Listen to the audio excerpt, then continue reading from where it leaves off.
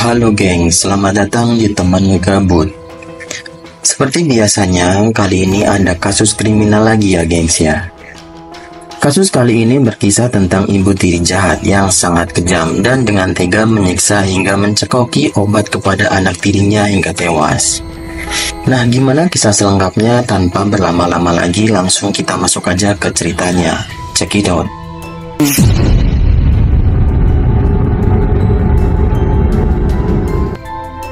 Petikan syair lagu yang menyebutkan ibu tiri hanya cinta kepada ayahku saja ternyata berlaku buat Siti Nurhasanah, seorang gadis berusia 10 tahun. Akibat kekejaman ibu tirinya, Sanah, sapaan akrab Nurhasanah, harus menghadap sang kholik dengan cara yang amat tragis. Dia tewas setelah dipaksa meminum obat dengan cara tak wajar. Spontan, peristiwa tersebut menggemparkan warga Dusun Cangkring Baru, Jawa Timur. Peristiwa memilukan ini terungkap ketika dua orang warga Dusun Cangkring Baru mendatangi kantor kepolisian sektor Jenggawah, Jember.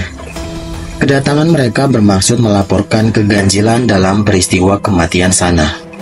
Menurut pelapor yang bernama Ahmad Muhi, saat dimandikan jenazah Sanah penuh memar akibat bekas cubitan, terutama di bagian leher dan pantat.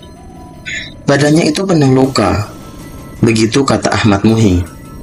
Untuk membuktikan kebenaran laporan tersebut, polisi dibantu masyarakat setempat langsung membongkar kembali makam Sanah. Langkah itu diteruskan dengan menggelar otopsi untuk memastikan penyebab kematian Sanah. Setelah yakin kematian korban tak wajar, polisi pun langsung menggelar penyelidikan. Hasilnya, kematian Sanah memang tak wajar. Itulah sebabnya polisi langsung memeriksa Mardiah karena dianggap mengetahui kondisi terakhir korban. Pada saat itu, polisi langsung mencurigai bahwa Mardiah, yakni ibu tiri Nurhasanah, sebagai tersangka. Di depan polisi, Mardiah membantah telah membunuh Sanah. Ia juga menolak semua keterangan Abdul Muhi. Sebab, sebagai ibu, tak mungkin saya membunuh Sanah. Meski saya berstatus sebagai ibu tirinya, begitu ucap Mardiah. Namun, polisi tak begitu saja percaya dengan keterangan Mardiah. Polisi pun terus mengorek keterangan Mardiah karena kematian Sanah memang tak wajar. Dalam keterangan para saksi, Mardiah disebut kerap menyiksa Nurhasanah, seperti membenturkan kepala Nurhasanah ke pohon hanya karena lupa mencuci piring. Seorang teman Nurhasanah juga pernah melihat mukanya penuh darah setelah dipukul oleh ibu tirinya. Perlakuan itu kerap terjadi kala Zainullah, yakni ayah kandungnya yang bekerja sebagai tukang becak, sedang bekerja. Namun selama itu, Nurhasanah ternyata lebih memilih diam dan tak menceritakan apapun yang telah dialaminya kepada sang ayah. Namun sekuat apapun Mardiah menepis tuduhan itu, akhirnya ia mengaku juga. Pengakuan ini terjadi setelah Mardiah disodorkan sejumlah bukti dari keterangan warga dan hasil otopsi serta saksi kunci. Sekarang kita masuk ke kronologi kejadiannya ya gengs. Pembunuhan yang menimpa Nurhasanah terjadi pada pertengahan bulan Februari 2002. Dengan penuh penyesalan, Mardiah mengungkapkan tabir di balik kematian Nurhasanah. Saat itu, ia menjemput Nurhasanah ke tempat mengaji lantaran hujan sedang turun. Sesampainya di rumah, ia menyuruh Sanah untuk tidur. Tak lama berselang, Sanah terbangun dan mengeluh pusing. Itulah sebabnya Mardiah menyuruh Sanah meminum obat puyer 16 dan Podrex. Namun, permintaan ini ditolak Sanah. Lantaran kesal, ia memasukkan obat secara paksa dengan cara menindih dan membuka paksa mulut Sanah. Setelah dicekoki obat, ia menyuruh gadis belia itu untuk segera tidur dan menyelimutinya. Namun naas, di luar dugaan, bukannya sembuh, tindakan itu justru berakibat fatal. Soalnya, ketika dibangunkan oleh sang ayah, Sanah tak bergerak sedikit pun. Hal ini sontak membuat Zainullah pun panik dan ia langsung menemui paman korban untuk segera memanggil dokter. Sayangnya, upaya Zainullah berakhir sia-sia. Sebab sebelum dokter datang, Sanah keburu tewas dengan posisi memeluk bantal dan guling. Dan ketika Zainullah memegang badannya, Sanah pun telah kaku. Zainullah awalnya mengira anaknya meninggal karena sakit dan tak mencurigai siapapun, dan ia pun segera memakamkannya. Zainullah benar-benar tak menduga peristiwa tragis itu bakal menimpa anaknya. Ia juga tak mempunyai firasat apapun sebelum kematian Sana. Keyakinan Zainullah bahwa Sana disiksa oleh Mardiah semakin kuat setelah sejumlah tetangga mengatakan bahwa korban kerap diperlakukan tak manusiawi ketika ia sedang bekerja. Hal itu juga diperkuat dari keterangan kawan korban yang menyatakan bahwa Mardiah memang kerap menyiksa Sana. Menurut seorang kawan korban bernama Diroh, ia pernah melihat tubuh Sana berlumuran darah setelah dicubit dan dipukul oleh Mardiah. Namun itu belum seberapa. Menurut kawan korban lainnya, yakni Yayu, ia pernah melihat kepala Sana dibenturkan ke sebuah pohon oleh Mardiah. Ketika ditanya, Sana mengaku bahwa perlakuan itu disebabkan karena ia lupa mencuci piring. Kejam, memang kejam. Kekejaman yang berbuntut kematian ini jelas meninggalkan duka yang amat mendalam buat Zainullah. Soalnya selama ini Zainullah menganggap kehidupan keluarganya cukup harmonis, meski secara ekonomi memang sangat kekurangan.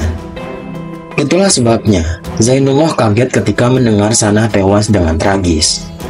Zainullah tampak syok, tak mengira putrinya harus kehilangan nyawa di tangan istrinya sendiri. Sebab selama ini ia menyebut keluarganya baik-baik saja. Namun pengakuan Zainullah ini dibantah oleh Mardiah. Mardiah dengan tegas menolak pernyataan suaminya itu. Sebab sudah cukup lama kehidupan keluarga mereka tak lagi akur. Hal ini disebabkan penghasilan Zainullah yang pas-pasan. Apalagi Zainullah hanya memberi uang sebesar Rp5.000 untuk belanja selama 3 hari. Padahal jumlah itu sangat tidak cukup untuk memenuhi kebutuhan sehari-hari. Yang membuat Mardiah lebih kesal, Zainullah juga sering memukul dan bertindak tak adil terhadap anak kandungnya yang tinggal terpisah. Bahkan pada saat Hari Raya Idul Fitri, Zainullah hanya membelikan baju buat Sana, sedangkan anak kandung Mardiah tak dibelikan baju baru. Sikap tak adil inilah yang membuat Mardiah mengungsikan anak kandungnya ke rumah eyangnya. Mardiah boleh berdalih apa saja, namun pembunuhan sadis itu kian mempertegas citra bahwa seorang ibu tiri memang sangat kejam.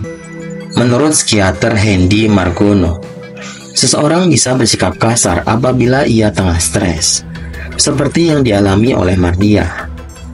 Stres itu muncul akibat rasa frustasi yang tak bisa dikendalikan. Nah, pada saat ini, Mardiah dianggapnya mengalami suatu tekanan di dalam dirinya ketika ia tak dapat mengatasi masalah yang ada. Kendati demikian, Mardiah tetap saja harus dihukum. Menurut pakar hukum dari Universitas 17 Agustus, Chris L. Clayden, latar belakang pembunuhan dapat menjadi pertimbangan dalam menjatuhkan hukuman. Sedangkan motif pembunuhan tak dapat diketahui bila pemeriksaan dilakukan secara hukum normatif.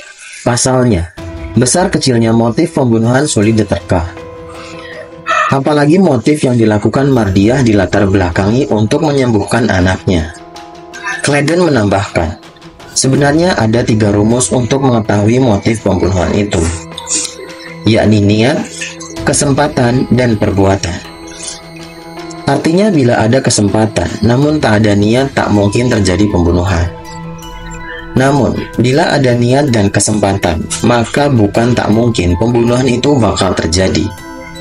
Itulah sebabnya perlu kejelian dari hakim dalam mempertimbangkan berat ringannya hukuman buat Mardiah. So, itu kasus kali ini, berkisah tentang ibu tiri jahat yang sangat kejam. Petikan syair lagu yang menyebutkan ibu tiri hanya cinta kepada ayahku saja semakin menjadi kenyataan.